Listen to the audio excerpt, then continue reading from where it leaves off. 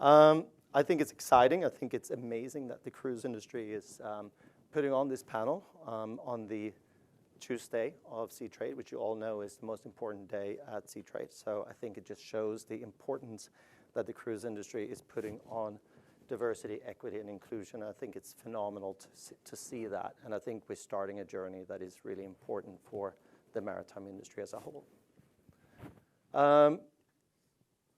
Let's see. So my name is Peter Hult. I work with VIKAND, and we are a global healthcare company and care deeply about our seafarers. So that's the reason why I'm here today. Just quickly, we're going to introduce our panelists. So Dona, do you want to just share with the panel what you're doing and how you ended up on this panel? Okay, thank you. Thank you, Peter. Good afternoon, everyone. My name is Dona Regis-Prosper. I work with Global Ports. Global Ports is the largest independent cruise operator. We operate 26 ports in 13 different countries, and I am the general manager for Antigua Cruise Port. I've been in this industry for 22 years, so I've seen the journey and progress of women in this industry, and for me, I started off as a mall manager, and 22 years later, I actually run a cruise port, and I am so honored and blessed to be part of this panel, and I am so happy that I got selected to spend some time talking to you about this important topic. Thank you very much, Dona. Anders, tell us Good a little bit afternoon. about your experience as well. Thank you. Good afternoon, everyone. My name is Lindström. I'm with the Hurtigruten Group, which includes Hurtigruten Expeditions, the world's leading expedition cruise companies. Worked with diversity and inclusion across 4 travel brands in the past 10 years, including SAS Scandinavian Airlines, Norwegian Air, and then I joined Hurtigruten about a year ago. Most recently, we were very excited to launch the Black Traveler Advisory Board, which we launched from Antarctica because we feel the cruise industry needs to be a bit more inclusive and diverse. And we're doing that to see how we can become better, both internally, externally, and then hopefully help challenge the rest of the cruise industry a bit as well. Do you want to? I was going to mention this later, but yes. Diversity drives business. That's I'm wearing our motto. Thank you very much. Chad, tell us about what you're doing at Royal. Good afternoon, and thank you for having me, the panel. Chad Johnson. I'm with Royal Caribbean Group. I've been at Royal Caribbean just about a year, so I'm there long enough just to be dangerous, and I have been in this industry now just about a year. My background in diversity and inclusion, equal opportunity, probably goes back about 20 years, and started with affirmative action and came into diversity and came from a food and facilities organization that was best in class worldwide. And part of what I'm looking to do at Royal and help within the cruise industry, bring some of that best in class diversity programs, initiatives. Royal Caribbean has done phenomenal work in the industry with women and other aspects of diversity, and we're looking to expand that going forward. So thank you again. Thank you so much, Chad. With that background, Chad, could you just tell us a little bit about what is the definition of diversity, equity, and inclusion? Let's get our heads straight around this. I'll go simple. So from a corporate perspective, diversity to us are the numbers. It's the differences around us, gender, sexual orientation, race, abilities, and what do those numbers look like? Equity is about, are those numbers getting equal treatment in everything? And inclusion kind of pulls all of that together. You know, how are we making sure that the diverse representations within our organizations are working? At the end of the day, to the shirt, diversity drives business. And when our organizations are efficient and doing the work that they need to do and making sure that our employees are included, it's the best of everything. I think there's an old analogy, I'm going to mess it up, and I'm over time. You know, they talk about diversity being invited to the dance and inclusion being asked to dance. And equity is kind of having that space on the dance floor. And I was looking that up again today to make sure that I didn't mess it up, which I did. And I saw a new one that was diversity is going to the dance, and equity and inclusion is it being a part of the dance hall committee. Thank you. She did. We love audience participation. Exactly. So keep it coming. That's the spirit, right? At this point, start thinking about really tricky questions that we can take after this session, right? So start the mental exercise to come up with good questions. So, but Dona, from your perspective, having worked in Antigua in your role, growing up in that industry, really from the early days all the way up to actually running that organization, which is pretty impressive. But how's that experience been for you? It has been a mixed bag, to be honest. And, you know, I want to start with a little background story about myself. I am from the Caribbean. I'm from a small island in the Caribbean, so I grew up to learn to be resilient at a very early age. And I didn't just grow up in the city part of the island. I grew up in the village, so I'm a village girl. And I grew up at a time in the 70s and 80s where Indira Gandhi was president, Margaret Thatcher was Prime Minister of England. And in the Caribbean, we had one of the first female prime ministers in the Caribbean. And in that village that I grew up in, the corner store, general store, was run by a woman. The health center was run by a woman. The rum store in the corner was run by a woman. And my mom was the village dressmaker. So I grew up thinking that women could do anything. And it wasn't until later, and I thought at that time, once you're excellent at what you do and you can execute it, then that's fine. But later on, as you become more self-aware, you understand certain things a little bit better. And when I got into this industry about 22 years ago, one of my first brushes with, you know, understanding that I was female was the then chief pilot. I was just so fascinated in terms of what the marine pilots did. And I wanted to go out on the pilot boat and experience bringing in a vessel into the harbor. And I was told by the chief pilot, this is not for women. So I was not invited to that dance, but you know what? I invited myself to the dance. And not only did I invite myself to the dance, I did dance. And there was something called the Jacob's Ladder. I don't know if you're familiar with it. It's on the side of the ship and you have to climb that ladder. Didn't climb it in high heels, but I climbed it. And then I took that confidence and excellence in executing my duties. I took it all the way to my job, where I am today. And yes, there have been bumps in the road, but every bump in the road, I look at it as an opportunity for growth. I mean, my personal reflection on that is just that you're an inspiration, and I think it's amazing what you've been able to accomplish. And for all of you that may or may not know this, Dona and her organization have an incredible record when it comes to diversity, and I think it's coming from the top. So pretty amazing. Thank you. Anders, why is diversity, equity, and inclusion important for an organization? Ooh, that's a very wide question, but yes, diversity drives business. And when we say that, it's not just in terms of profit, because it should never be about profit. Then you're in it with the wrong goal. But if you look at the workforce, for instance, in the office, a more diverse workplace drives more creativity, happier employees. And if you look at on the ship, where 2/3 of our employees are, the more diverse, inclusive, and empowered they are, the better the guest experience for all our customers on board and repeat customers.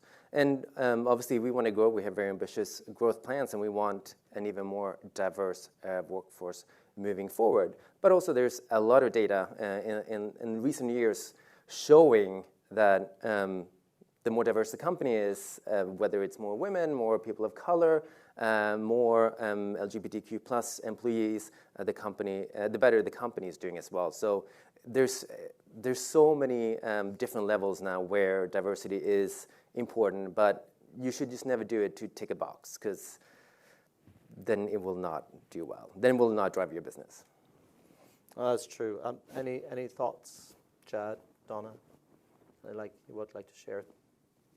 I think the explanation is absolutely perfect. And, we found that in organizations that I've worked with, the more diversity, the more ideas that you're getting.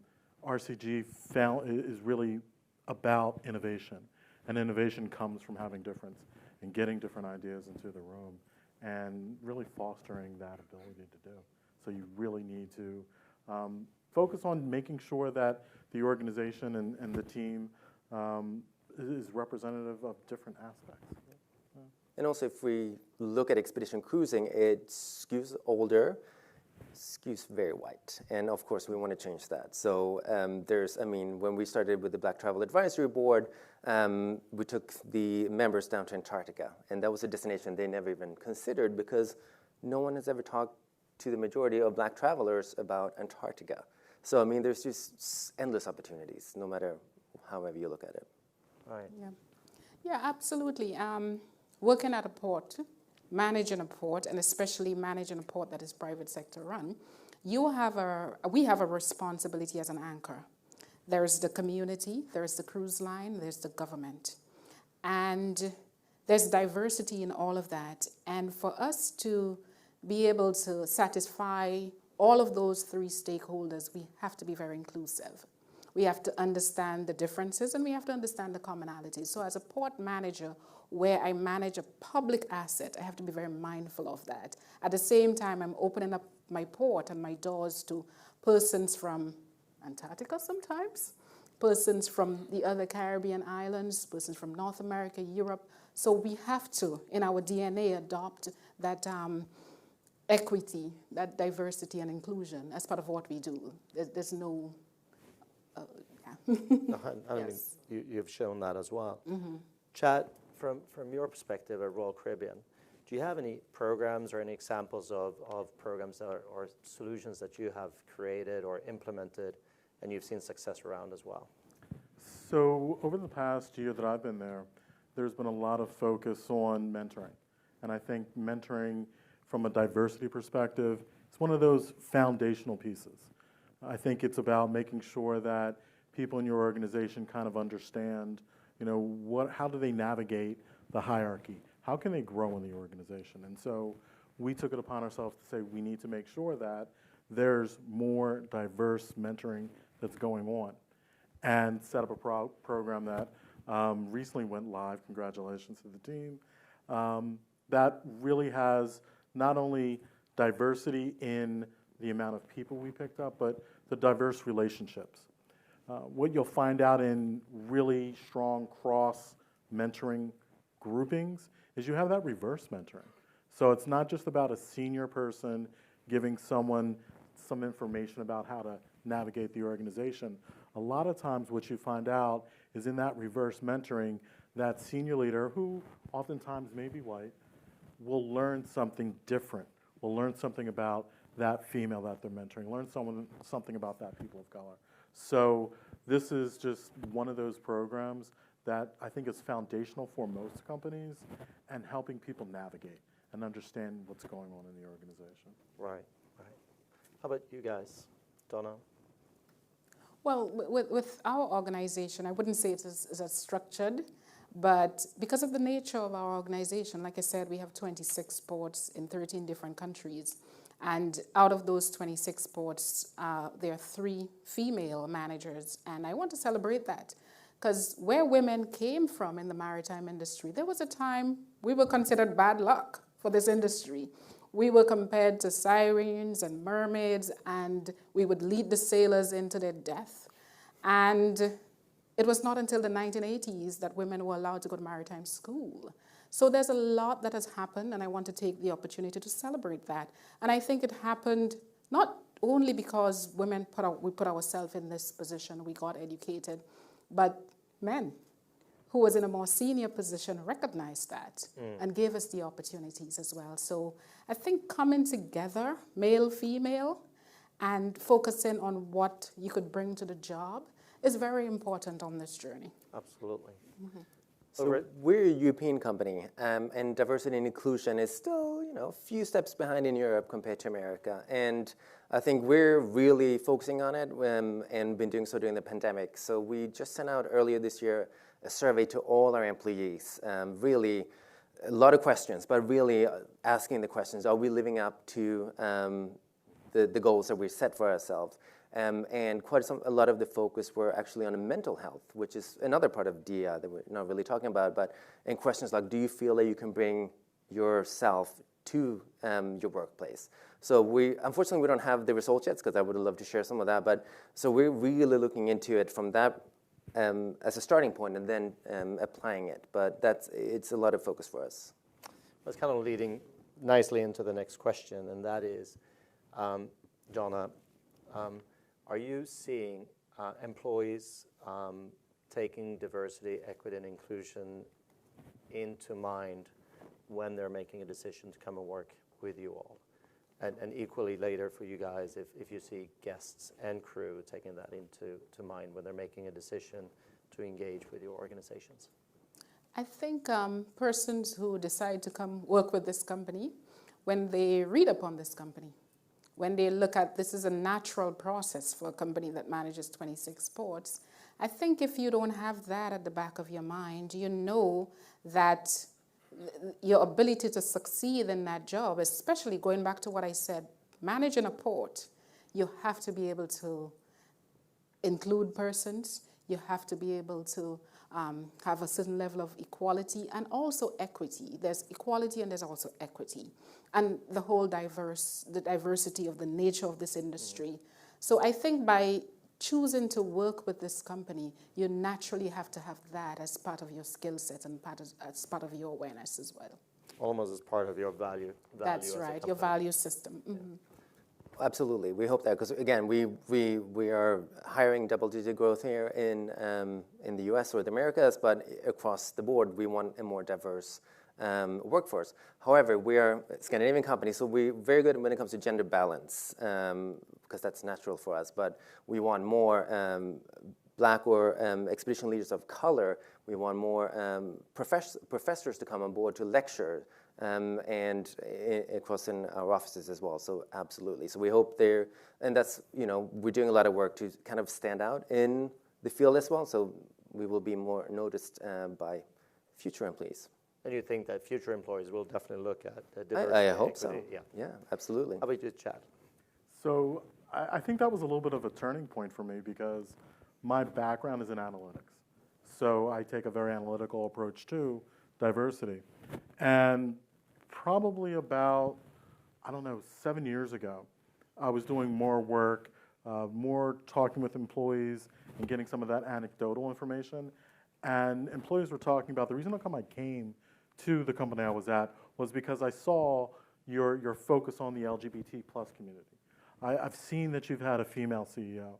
One of the reasons how come I came to Royal Caribbean Group, and I've had a couple of conversations in my early round, employees are seeing that there's diversity at the top of the chain, and they feel like they can grow and elevate their growth and become higher in their organization. So for me, I think it's absolutely imperative. I've seen the results. I've seen the employees that have said, I left a great company, but I couldn't advance. And I think that from what I'm seeing in your organization, at the different spots that are important, more women in P&L roles, I have the ability to get there. And so I think it's absolutely imperative. People of color, LGBTQ+, we need to have more throughout the hierarchy so that people see that aspiration. And then as we're looking on our company's websites internally, showing those promotions. That's one of the biggest things that we learned. It's a simple thing, but being able to show those diversity promotions at senior level roles really gives people more inspiration, I'd say. Now let's go to something more uncomfortable. What barriers do you see to implement good diversity, equity, and inclusion policies and programs, not in your organization, but in the industry as a whole? What do you see being the biggest challenges when it comes to having a good structure around this area? Anders, what do you think? I think, as I touched before, being forced. A lot of companies have it on their strategy that they have to do something, and it's not going to work well. And I've known companies, and I also know some things that we were looking at doing that came from a good intention, There was a Pride initiative last year that we looked at, but came from heterosexual people who wanted the best, but then it came to us, and we're like, that's not really going to work. So you have to have the right people, the passion, and the focus. And another thing, well, going kind of opposite to what I just said, but allyship is extremely important. I'm obviously white, but I want to empower and support travelers of color. And a lot of people think that, no, but you have to be black or of color, or you have to be gay or lesbian if you want to do something with the LGBT community. Absolutely not. My projects have all been signed off by allies. I mean, my first LGBT campaign 12 years ago, that was a number of straight people signing off, but they saw the opportunity, they saw the value. So I think that's also very important. Thank you, Anders. Chad, do you have any thoughts on barriers that you think we're being faced with? I think Anders actually answered it really perfectly when we talk about time. When we talk about culture change, because that's what this is. Donna talked about early on in the maritime industry, this centuries old of how the women perception is in the maritime industry. And I think organizations are looking to have a quick fix. And there really isn't a quick fix. You didn't get into the scenario last year. This is something that has maybe taken time. And so the programs and the initiatives we put in place, we talk about mentoring, it takes time. And it starts building that culture so that people and employees really feel like, okay, this is an organization not only that I can grow in, I can thrive in, and I can bring the best to this organization. So I think the barrier is keeping it slow, the analytics person in me, measuring what we do, and having that conversation with our leaders, talking in their language of numbers, and showing where progress has been made and where we have work to do. Thank you, Chad. Donna, do you have any thoughts? Yes, sure. I could think of three. I think starting from self-reflection, those unconscious biases that we have as individuals, that we all have it. So I think that inner reflection, I think it starts there.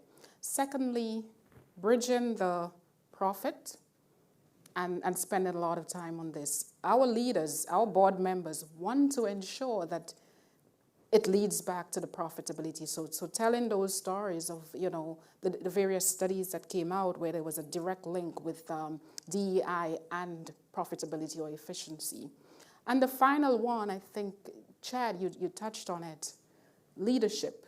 It is one thing for the HR manager or persons in Chad's position to do this, but people have to see the leaders doing it. And I so admire the president and CEO of Celebrity Cruises. She is female, and she has Captain Kate. Now, Captain Kate is world-renowned, and everybody knows her. But before Captain Kate came along, there was Captain Karen. Yeah. And a lot of people don't know about Captain Karen because a lot of the publicity, the PR, and all of that was done by Celebrity Cruises for Captain Kate. So telling those stories is important, and I'm so happy that I'm working for a company that is also always willing for me to tell my story. So I like that. I enjoy that. Well, thank you. I don't know that we found many barriers, but we got a lot of good feedback, that's for sure. And I'm sure you all will ask very good questions later. This is going to be the last question, so after that, I hope you will have some good ideas for us. But looking into the future, so looking into the future, let's say 5 years from now, how do you see the cruise industry in our environment when it comes to diversity, equity, and inclusion? What is it going to look like? What programs are going to be focused on? How is this industry going to be arranged from this perspective into the future? And whoever wants to take this question first. Well, hopefully it'll look different, just because when you say look, I immediately think of visual representation, because that's one area we're kind of really behind. Travel in general, if I start with just looking at the LGBTQ segment, that travel has always been at the forefront. The airlines have been focusing on it for 20-something years now. But visual representation is still far behind. If you are, for instance, black and you think of going to Antarctica or Greenland, our destinations, and you look through catalogs, and not just ours, but our competitors as well, you will see mainly white people in those photos, and that's not inspiring. Same thing if I look through a brochure and I just saw happy straight couples, I would probably maybe think twice as well. So I think that's that's one thing that's very important. But also mental health will come in probably more into DEI in the next couple of years as well, and making sure we, a more holistic view of our employees beyond sexuality, race, religion. Chad? Follow that up, actually. Celebrity just actually kicked off an all-inclusive photography campaign in having more diversity in the photographs. And I think that, to your point, as we demystify that travel for diverse groups, that's going to drive more of the diversity in the industry. And just more of these conversations. We just have to compound them, learn, share. I know I'll be talking to you in the future. And just move forward. Thank you. Dona? Yeah, and right off what Chad said, to share, and I want to share a quick story. About, I want to say 6 months ago, a young lady, 10 years old, approached me. She wanted to do a project on me. I said, me? And then she said, yes, I want to interview you. So the first question was, what do you do? And I said, I gave her just a brief description of my job description. I do this, that. And she looked at me blank, and she said, what else? I said, okay, well, I also want to see little girls like you who wants to be part of this industry, find a place, find an opportunity to do that. And she said, then her face changed, and she said, thank you. I would love to be like you at some point. And I think I do have that responsibility to share my story and to also be an inspiration for younger persons. Because if you can't see it, you can't imagine yourself there. And that's what I want to do. As I said before, when I was a little girl, there was Margaret Thatcher and there was Indira Gandhi. So I could have seen it. So that's what I would like to pass on, and that's where I see the future going, that persons who've been able to reach a certain point in their career share that and bring other persons with them. That's amazing. Yes. Hopefully we can get that as well. We're opening it up for questions. Any, did Jim leave? And I'm carrying the microphone here. So if you want to introduce yourself, just which company you are from, who you are, that would be great. Here we go. Thank you. Martin Bennell, Farstream, recruitment business. Thank you, Peter. I've got some experts up here, so I've got some questions around the hiring side of things, obviously. Some of our clients are now asking us to remove names, because that might help the initial screening. But at the same time, we have many, many companies offering us video technology and supplying videos at the first screen. My question is, what do you guys feel about that? And what do you feel about the first screen being on an interview, perhaps, on a video? Great question. Who would like to take that one? I'll just quickly touch it. Not a big fan for my own personal reasons. My previous company, we worked with blind resumes in the UK and had great success. So I think blind resumes can be beneficial. Video, I'm cautious on. Love to hear what my partners are thinking, but video, I think, I come from equal opportunity, so I'm very compliance-driven. So from the legalities, the video aspect of it, I'm a little bit old school on, I'll say. Anders, Donna? Well, I don't have too much to add because I'm very far remote from the hiring process. But being Swedish, I know there's been a lot of concerns about if you don't have a Swedish-sounding name or Scandinavian name on your CV, you've been rejected from just going forward. So I think it's very important that we find different ways forward. In terms of a video, I don't know. It's all different how we like it. I mean, I'm an introvert, so maybe I wouldn't enjoy that myself, but I don't know. Thank you, Donna. Yeah, and I'm with Chad. I'm old-fashioned, so in my recruitment, I like to feel, touch. I like to hire on spirit as well. So I like to have that human-to-human interaction. Was that a good answer? Any other good questions over there? Thank you. Hi. Like I said, my name is Olga. I work for Oceania Cruises.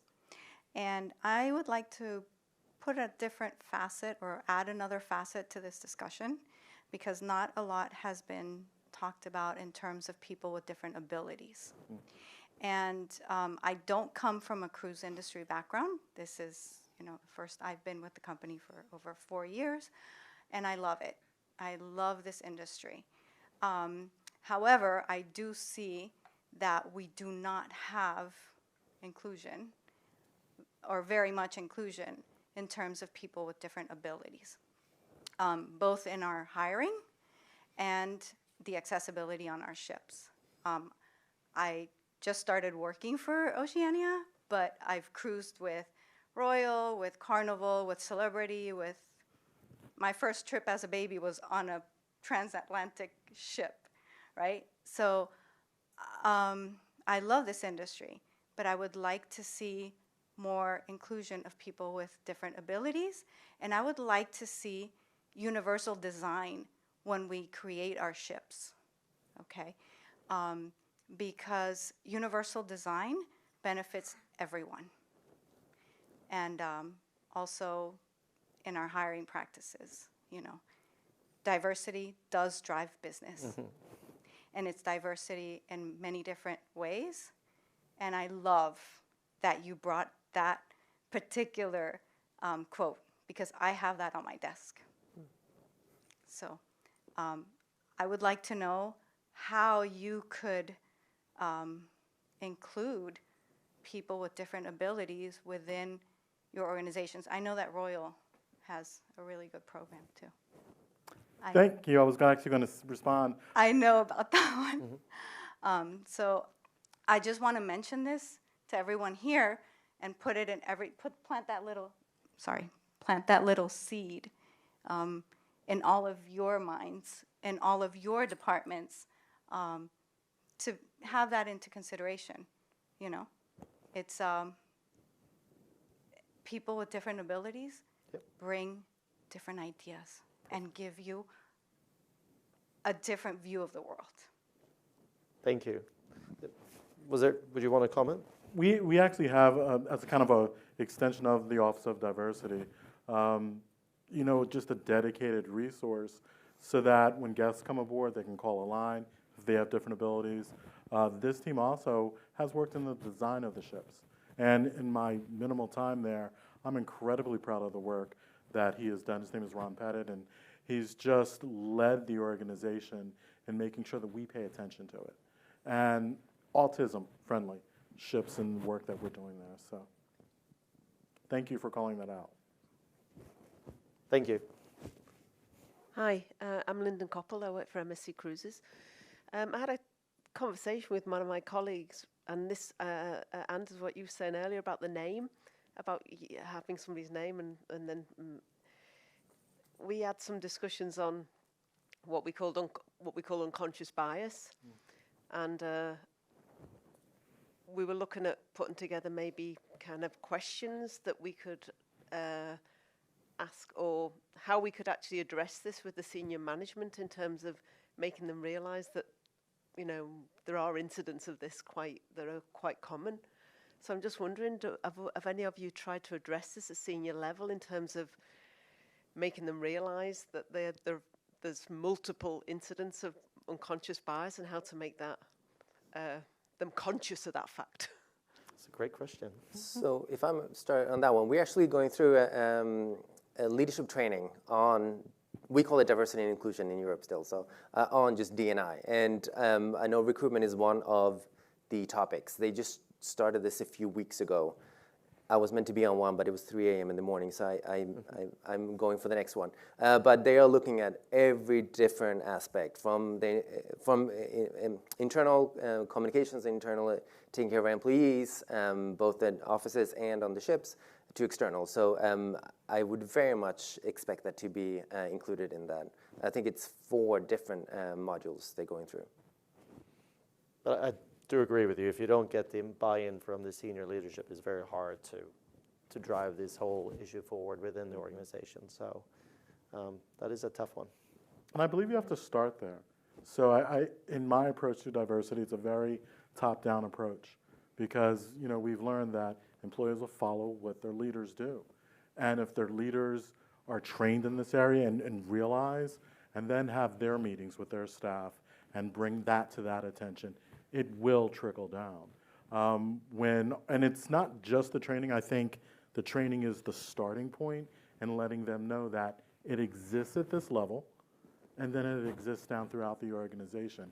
I think where, for us, it gets a little tough is what's been developed in the U.S. sometimes doesn't always export well.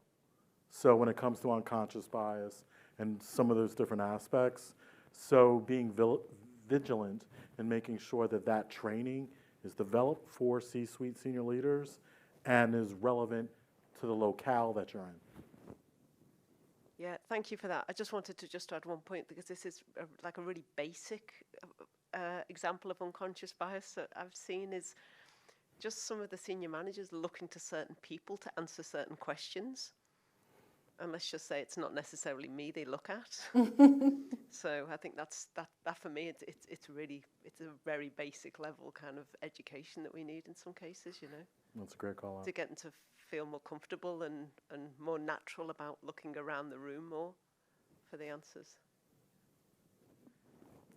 Go ahead. Hi, how are you? This question is for Donna, but talking about unconscious bias. Oh, sure. I'm Omar Sahib.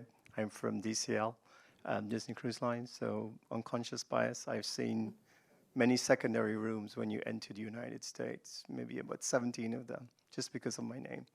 But the question is for Donna. I mean, I come from the Caribbean as well. Mm-hmm. So one of the things I've noticed is that when we go to certain ports in my previous world, is that there was always this colonial mentality whereby that was the first barrier, so to speak. Then you had the gender barrier. Then you have other barriers that you had to overcome. So one of the things I wanted to ask you was, you know, you guys are in 26, you own 26 ports. Mm-hmm. Have you seen that? How have you combated that in your 22 years? Okay, well, thank you for the question, Omar. Yes, you are correct. In the Caribbean, a lot of us were former colonies of Europe, whether it's the UK, the French, Spanish. So there is that, and you know, over time, that form part of who we are in the Caribbean. So you are correct that that does exist. And in terms of gender biases, yes, we are young, as young as countries go. So our path to getting towards DEI, we're probably a few steps behind. But the reason I'm here sharing my story is because I have taken a personal position not to let that keep me back, you know, not to lead with that. Be aware of it, yes, certainly. 2 years ago, we were not talking about unconscious biases. That was not something that I certainly didn't think about, but now I do. So I address it within myself first, and then I expect my team members to do the same. And it's an uncomfortable conversation. It's one of the hardest things to talk about, but we have to talk about it, because if we don't talk about it, it's like it's going to be something that's going to eventually explode. So what we're doing here this afternoon, it's very, very healthy. So to answer your question directly, what I do in my port is that I take a personal, hands-on approach to it. It is actually part of our evaluation that we ask that question. So my managers are required to evaluate their employees based on that, because we have situations where we have a retail environment, for instance, and you might find that persons may come to me and say, well, the people who live on the island are not treated as well as the visitors, or the crew is not treated as well as the visitors. And this is something that in Antigua Cruise Port, and certainly in the rest of the ports that we have, that is something that we do not condone. It's part of our customer service training, but it is something that requires a lot of work and a culture change, as Chad mentioned. So we're on the right path, but we're certainly not there yet. Thank you. I think Donna also undersells because it's about that safe space. Yes. And in talking over the past couple of days, it seems like Donna has really created a safe space for her organization to talk to her. Unconscious bias, the rest of these trainings don't happen unless your leaders have set that tone and have created an environment where you can have a conversation and you can feel safe and you can feel like there's no retribution. Sorry. Perfect. That's great. Thank you all for being on this panel. My name is Jill Stoneberg, and I'm with Virgin Voyages, and diversity is very important to us, and I'm as it is to all of us here in this room. I'm just curious if any of you have actually set public-facing targets on diversity. Who wants to take that one? I have previously in my previous organizations, and we weren't fans of it. So I worked for an organization. We actually won the Catalyst Award in 2012, and our global CEO came out and said, next year, going forward, we're going to be 50% women. And we were just, hold on a second, we just need to catch up. So I think that setting those goals is important. It tells the customers, it tells the clients, it tells the shareholders we're serious, and we can be held accountable for setting those goals. I think how they are set is where the rubber meets the road. Because if they're too aspirational, it disincents the employees. But there is a middle ground. And I think that as long as you talk to your employees and are transparent about why you're setting the goals, how you set the goal, and if we didn't meet the goal, so what? What are we doing now? Are we making progress? So I've seen both sides of it, from the compliance legal side, but from the diversity side, it really has empowered and gotten the leadership buy-in that we needed. You're saying it did get leadership buy-in when you set a target? After this, when the global CEO says this is that direction, people fall in line.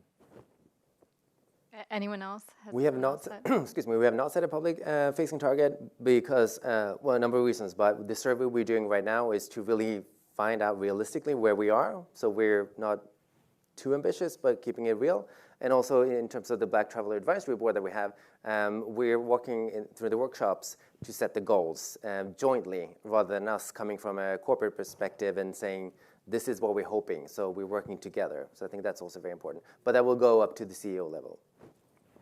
Well, you seem to have a very analytical approach, and I think it's great that you have that journey set up for you guys as well, and Royal Caribbean as well. And I think there's a lot of really great cruise lines in the audience, and I know that many of you all are spending a lot of time and effort on this subject as well. So, but Dona, did you have any comments as well? I think ours is more organic. I think what we strive for as an organization is I think the metrics are good, don't get me wrong, but hiring and promoting and providing that opportunities based on merit across the board, male, female, whatever sexual preference, whatever race background. I think, again, when you're managing a port and it could be very technical. At the same time, it has the human element. It's about that balance and finding persons who could, with different abilities, like you said, and capabilities, like you said, that could bring home that product, and not discriminating based on the gender, because I faced a lot of that. And I must add, Peter, that I am not the port manager who goes to the port with sneakers and jeans. I don't. I'm in dresses and high heels, and I look very much like a girl. But at the same time, I focus on getting the job done. And I think that's what the type of culture we've tried to create within our organization. But certainly, we would like to get there in terms of having the right statistics and organizing everything. But for now, it's something that's growing organically within the organization. Amanda Friedman, Communications Manager, Nassau Cruise Port, under the Global Ports Holding brand. What resources would you point an organization, an individual, an employee to if they wanted to explore diversity, equity, and inclusion in their own space? I know Donna spoke about introspection and kind of addressing that within herself first. But if you want to arm your team with good information, or even take good information to your higher-ups to say, listen, this is what we need to get behind, what resources would you recommend someone explore to get the conversation started? Very good question. That is a great question. And I don't have a great answer for it, sorry. It depends also what kind of aspect, if it is people of color, disabilities, or LGBTQ+. I mean, there are organizations across all of those. And there's also, if you want to do something, there's consultancy firms for all of those. If you don't have the resources, there's nothing wrong with not doing everything in-house. I'm just trying to think what resources I've used. Every woman, Catalyst, so in the United States, Diversity Inc., ASER, specialty groups, NAACP. In Europe, every woman is strong. Catalyst is an organization I swear by within the United States for women. Personally, I will say personally. McKinsey, there's a lot of great resources out there for an organization just to talk to, and these organizations definitely want to talk to you. So just kind of reaching out there and talking, reaching out to some of their numbers, websites, they'll be more than happy to engage with you and pull other people in. So the company, so just to add to that, sorry, the company that we're working with is called Involve, which is a Dutch company based in London. And they're the ones helping us with the survey and the leadership training. Yes. You had a follow-up question there? Yeah, hi. Brad Olson with the Port of Seattle. So as a port, we are very concerned and interested in the spreading the economic impact of us as a home port among our community, right? So my question is sort of on the operations side of cruise and goal setting. So do you see any movements of goal setting within the operations group to develop goals in contracting for their supplies with women and minority businesses? Is that a trend we're seeing internally amongst the cruise lines? It's something we'd like to see more of because we can help with that. I thought that was a great question. Yes. Who? Is that a Chad or is it Anders or Donna? Who wants to take that one? I'm going to step back a little bit more just because for me, being there a little less than a year, that's an area I've got to spend more time in myself. That's a good one. How about you, Anders? Well, I'm just a year and a month, but there's something we're looking with the board again to address that issue because, of course, we need to look at all different aspects, as I keep saying, but we don't have anything in place right now, not that I'm aware of. It's not my department, but I don't know for sure, but it's something we're adding as well. I'll just follow up because we have found that that's the case, and for the other ports in the room, it's taken just broaching the subject with individual cruise lines, and some are feeling like they're starting to think about that more, and we're actually, because we're asking them, they are kind of looking at that as an opportunity that they may not have had in the past, but they're kind of thinking about it now. So I think there's something that we can do there. Donna, have you seen any of this as well? Yeah, and I want to say that home porting is probably one of the greatest impacts when it comes to the economic impact of cruising to both Caribbean ports and ports based in the United States and Europe. And going back to Omar's point earlier, in the Caribbean, a lot of the cruise business and the agency and all of that started from that colonial era because it goes back to that maritime industry that were really dominated by white Europeans, but now we see that change. We see that the cruise lines are more interested in organic food. And where could you get organic food more than from the source market? So you find a lot of niche requests by the cruise lines. And I think we have a responsibility as the port operator to put that out into the community and share that with the community so people in the community know that there is that opportunity that is provided, and not just from the cruise lines, but also because one of the roles of the port is the connection between the community and the cruise line. So I think we have a role to play in that as well. I would also, for Royal Caribbean, take a look at our website and our ESG report, because I know that there's been a lot added to that in that area. And Good day. Richard Del Valle, Cruise Management International. One issue many larger scale ship owners are facing in the modern era is the contradictions between their stated goals towards diversity and the laws and legal systems of their flag states. For example, the Liberian nation has some social policies that would be considered regressive by most people in this room, but is also one of the larger flag registries in the world.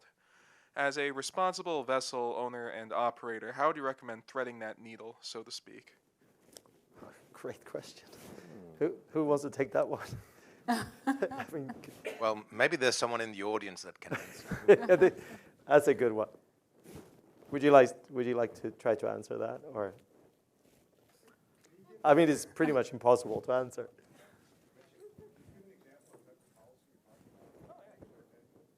For example, I'm sorry. As an example, the one that I had in mind when I asked is in the country of Liberia, it's functionally illegal to be homosexual. At the same time, Liberia is something like, correct me if I'm wrong, the fourth largest flag registry in the world, somewhere around there. So a lot of, I'm not going to name names, a lot of major companies register out of there. I don't know if anyone could answer that question. Well, I can't answer it, but I could also tell you that we have several ports in the Caribbean where you could actually register your vessels. So we have Bahamas, we have Antigua, we have St. Lucia, we have the BVI. So there are options. And we're registered in Norway, so. There you go. I did have a question. My original career was working on ships, and so I always think back about crew members. And do you see that they're doing more training about diversity, equity, inclusion on board? Because it's still an old salty dog school. There's still mostly male officers. You know, we do have the female captains, but there's still a lot of males, and there's still that hierarchy. And we do see, in my industry with medical, we still see more mental issues with bullying. And so I think it needs to be formally addressed on board. I can answer that one. Yes, because we're doing it right now. I'm not sure what we've done in the past, but we're going through it right now. I know the woman who's in charge, she was on one of our ships in Norway just this week. So. And we're doing the same. And I think making sure that the training translates. Because a lot of times what has happened is, or what I've noticed in talking to the staff is, what's coming from shoreside and coming from mostly the Americans, it just doesn't translate when we talk about unconscious bias or some of the other DEI topics.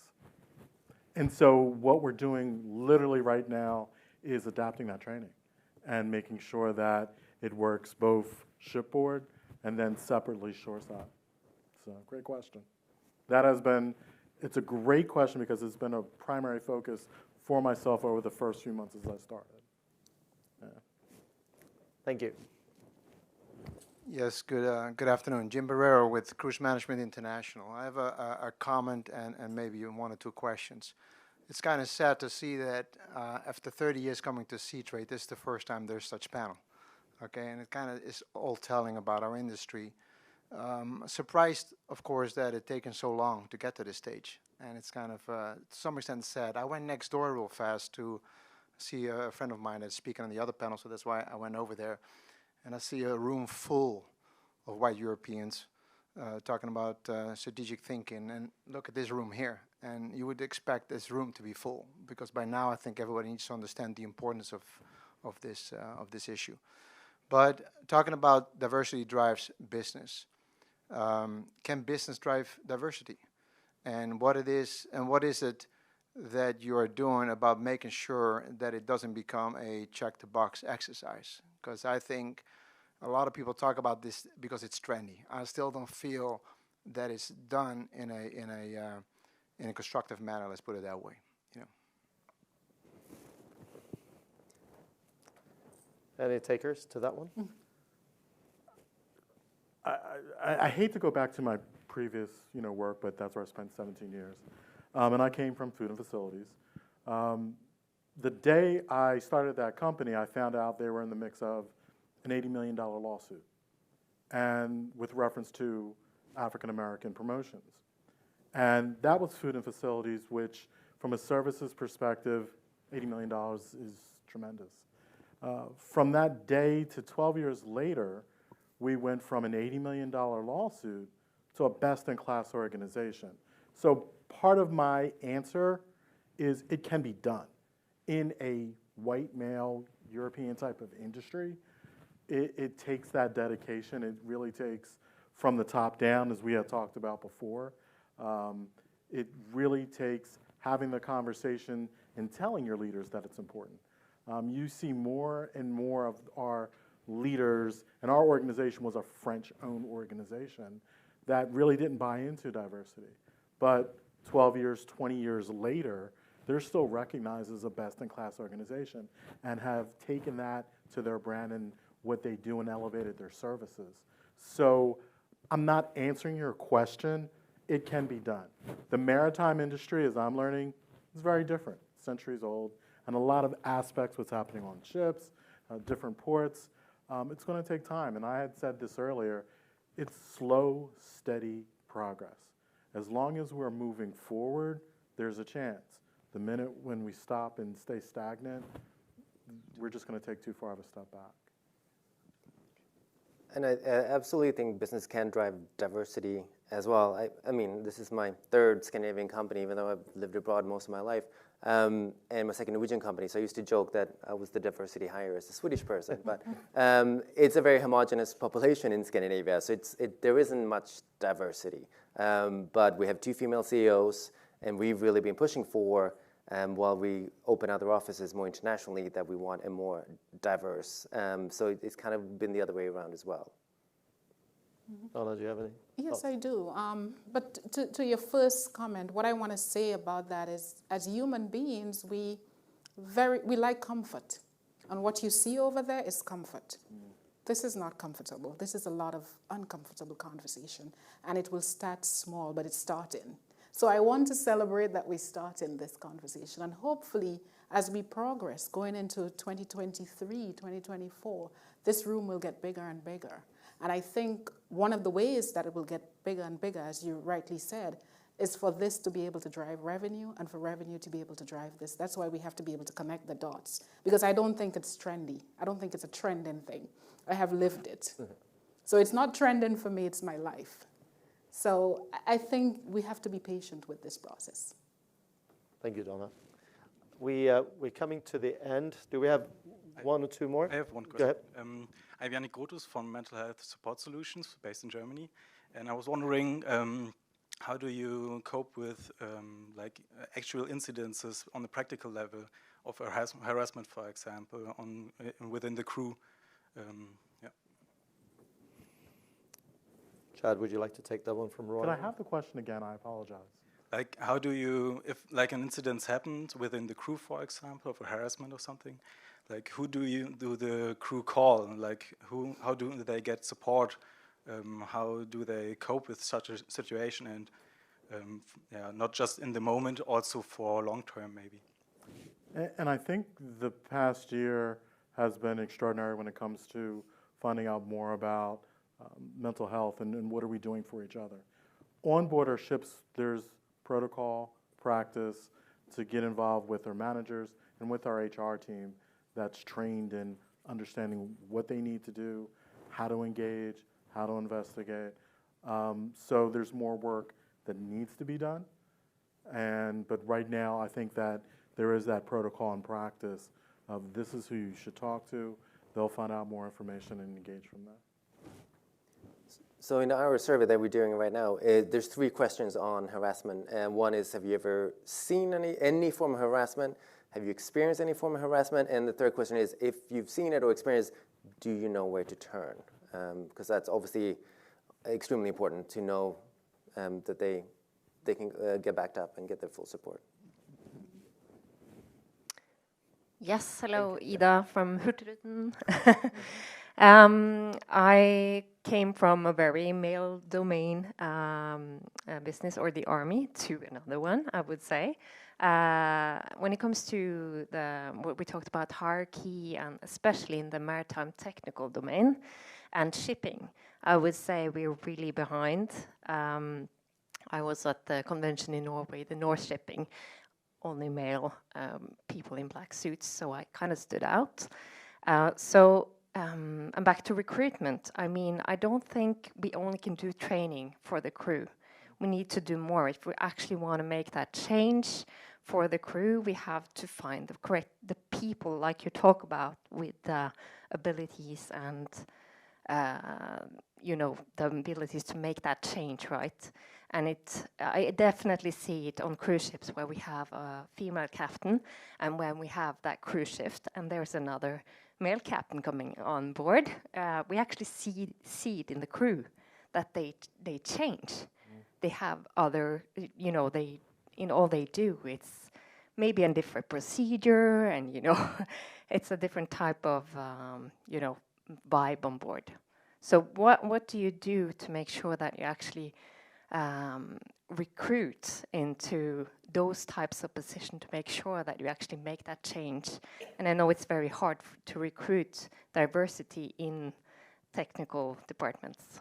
Yes, and we don't have that many female captains, and that's something we're very aware of. But what we're looking is trying to find them before they get to that stage, in the training and the part of the education and supporting that, because it's really a focus for us. But we know that's not happening tomorrow or next year. It's a couple of years away. Chad, any comments on that? I agree, and I think that with recruitment, it's about setting that foundation when the employee walks in the door. You know, there's zero tolerance for this type of harassment or any type of harassment in the organization. I'm going to sidetrack for 3 seconds if I have it. And we talked about this a little bit, but I cannot strongly state the importance of creating that safe space for your employees to talk. Glassdoor did a study, I believe in 2019, and in the Americas they found that 3 out of 5 employees was a part of a harassment issue or had seen a harassment type of issue. And 3 out of 5 is just unacceptable. But that's telling me that we're seeing it ourselves, and people are not stepping forward and saying, you know, hey, maybe that was a little inappropriate. Or if we're talking about leadership and meeting and we're constantly going to John to take notes, say, you know what, I'll take the notes. So I think that, to Dona's point, part of what we need to do is share more and step up more when it comes to diversity, because it's not just that person in that scenario, it's about us saying something about it. And it doesn't have to be wrong. It doesn't have to be flashy. It could just be, you know, I saw something and I need to report it or I need to say something about it. That's going to help this work tremendously, because those numbers in 3 out of 5 throughout their career have seen or been a part of some type of diversity harassment. It's just unacceptable. Thank you, Chad. I think this is going to be the last question. You're rocking it over there. It's not going to be a question. I just wanted to share with everybody how refreshing and amazing this is being with all of you today to have that conversation. We all love that industry, and it's a very delicate and sensitive situation to talk about. And Seatrade being able to put this and finally, honestly being able to approach that and to talk about it is just amazing. And I feel like I hope that we're going to continue on that. And you know, I've been talking a lot. We've been working a lot of that, even at Norwegian. And I said, you know what, we're going to have, the train is not stopping. Like, we're going to have to get on a train and we're going to have to go with that, because this is moving forward. And I know there's been a lot of question about, you know, what we're going to be able to do and everything like that. I really feel that as well, the younger generation, the youth, all our new workforce that are going to join us in that industry are going as demanding this and really going to be a driving force to be able to get to those goals. So thank you so much for that opportunity to discuss all that together. You could have never closed. I mean, you closed that session perfectly. So there's nothing else I can add to that. I think that was just a great way to close this session. I would like to say thank you to all of you that have participated in the conversation. It was great. I was actually afraid nobody was going to ask any questions, and look at this. And you guys have just been amazing to share all of what you all have done and your personal story again. So thank you, everybody. Appreciate it.